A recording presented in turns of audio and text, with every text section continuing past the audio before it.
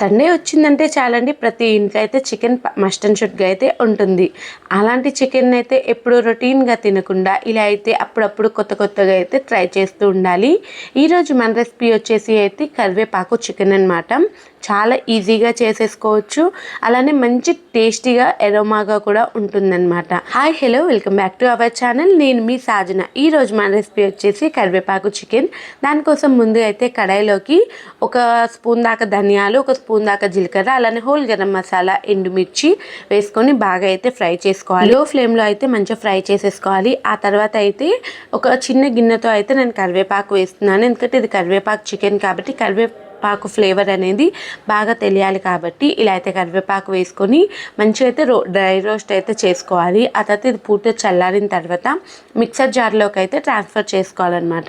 ఇలా మిక్సర్ జార్లోకి వేసేసుకున్న తర్వాత ఎక్కువసేపు అవసరం లేదండి, జస్ట్ ఒక 2 మినిట్స్ పల్స్ ఇచ్చేస్తే మనకి ఈజీగా పొడి అయితే రెడీ అయిపోతుంది అనమాట. ఇలా ఫైన్ పౌడర్లా చేసేసుకొని పక్కన పెట్టుకోవాలి. ఆ తర్వాత ఇక్కడ నేను 1/2 కిలో దాకా అయితే చికెన్ తీసుకున్నాను. ఇది నేను బోన్లెస్ చికెన్ తీసుకున్నానంటే మీరు కావాలంటే బోన్తో కూడా చేసుకోవచ్చు, చాలా బాగుంటుంది. ఆ తర్వాత మనం క్లీన్ చేసి పెట్టుకున్న చికెన్ అయితే ఇలా కడాయిలోకి తీసుకొని అందులో కొద్దిగా పసుపు, ఉప్పు వేసేసుకొని కాస్త అల్లం వెల్లుల్లి పేస్ట్ కూడా వేసేసుకొని ఒకసారి బాగా కలిపేసుకోవాలి. చికెన్ని మనం ఇక్కడ వాటర్ అంటే మనం ఆయిల్ ఏమి వేయలేదు కదండి, స్టార్టింగ్ ఇలా అతుక్కున్నట్టు వస్తుంది, కానీ తర్వాత అయితే మంచిగా సెట్ అయిపోతుంది అనమాట. ఒకసారి బాగా ఇలా కలిపేసుకొని మూత పెట్టేసుకొని అయితే మంచిగా అయితే ఫ్రై కానివ్వాలన్నమాట. ఇలా బాగా ఫ్రై అయ్యేటప్పుడు ఏంటంటే మన చికెన్లో ఉండే వాటరే దానికి సరిపోతుందండి. చూసారు కదా ఎంత వాటర్ అనేది ఎలాబరేట్ అయ్యింది అన్నది. ఈ వాటర్ అంతా కూడా ఇంకెంత వరకు అయితే మళ్ళీ మనం మూత పెట్టేసుకొని అయితే మంచిగా అయితే ఉడికించుకోవాలన్నమాట. ఇలా బాగా ఉడికి దగ్గరికి వచ్చింది అని అనుకునేటప్పుడు వాటిని ఇంకా తీసేసేయాలండి సపరేట్గా, అంటే ప్లేట్లోకి అయితే సపరేట్ చేసేసుకోవాలి. ఆ తర్వాత మీకు నచ్చితే అదే కడాయిలో చేసుకోవచ్చు, లేదంటే ఐరన్ కడాయిలో అయినా చేసుకోవచ్చు. నేనైతే ఇదే కడాయిలో అయితే చేస్తున్నాను. అందులో కొద్దిగా ఆయిల్ వేసుకొని సన్నగా తరిగి పెట్టుకున్న, అంటే బాగా చాప్ చేసి పెట్టుకున్న ఉల్లిపాయలను అయితే వేసుకొని అవి బాగా అయితే వేయించుకోవాలన్నమాట. అంటే దోరగా వేగాలి అంటారు కదా, అలా బ్రౌన్ కలర్ వచ్చేంత వరకు అయితే వేయించుకొని కాస్త కరివేపాకు, పచ్చిమిర్చి కూడా యాడ్ చేసేసుకొని ఒకసారి బాగా అయితే కలిపేసుకోవాలి.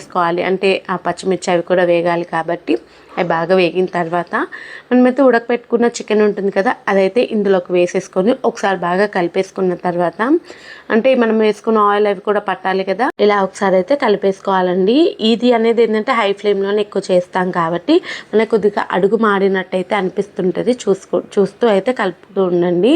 తర్వాత అయితే మనకి కారానికి తగ్గట్టు అయితే కారం వేసేసుకొని ఒకసారి బాగా కలిపేసుకొని మూత పెట్టేసుకొని అయితే మనకు కారం అంటే లాస్ట్లోకి వేస్తున్నాం కాబట్టి లైట్ పచ్చివాసన అనేది వస్తూ ఉంటుంది. అందుకని ఒక 10 నిమిషాలు అయితే ఇలా మూత పెట్టేసుకొని ఉడికించుకున్నామంటే, మంచిగా ఫ్రై చేసుకున్నామంటే సరిపోతుంది.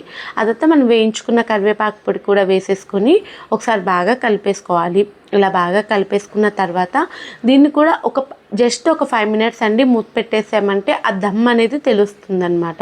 10 నిమిషాల తర్వాత చూసారు కదా చాలా బాగా, అంటే దాన్ని మొత్తం పట్టేసింది అనమాట. ఆ తర్వాత దాన్ని పక్కన పెట్టేసుకొని స్టవ్ మీదకి ఒక చిన్న తడక ప్యాన్ పెట్టుకొని అందులో కొద్దిగా గీ, అలానే కొద్దిగా జీడిపప్పులు అయితే వేయించేసుకొని మనం ఇందాకైతే చేసి పెట్టుకున్న కరివేపాకు చికెన్లోకి ఇది వేసుకున్నామనంటే మనకు ఆ ఫ్లేవర్, ఆ గీ ఫ్లేవర్ కానీ ఆ జీడిపప్పు ఫ్లేవర్ కానీ చాలా బాగా తెలుస్తుందండి. ఈ కరివేపాకు చికెన్కి ఇదే మెయిన్ హైలైట్ అనమాట. ఇలా అయితే మంచిగా ప్రిపేర్ చేసుకున్న మన కరివేపాకు చికెన్ అయితే ఇలా ఒక గిన్నెలోకి అయితే సర్వ్ చేసేసుకోవడమే. చాలా ఈజీగా, చాలా డెలిషియస్గా, సింపుల్గా ఇంట్లో ఇలా కరివేపాకు చికెన్ అయితే ఒక్కసారి ట్రై చేయండి. మీరైతే దీనికి ఫిదా అవ్వకుండా ఉండలేరు.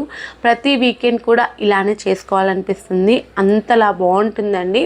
ఒకసారి మీరు ట్రై చేయండి. మీకు ఎలా వచ్చింది అన్నది మాత్రం నాకు కామెంట్ చేయడం మాత్రం అస్సలు మర్చిపోకండి.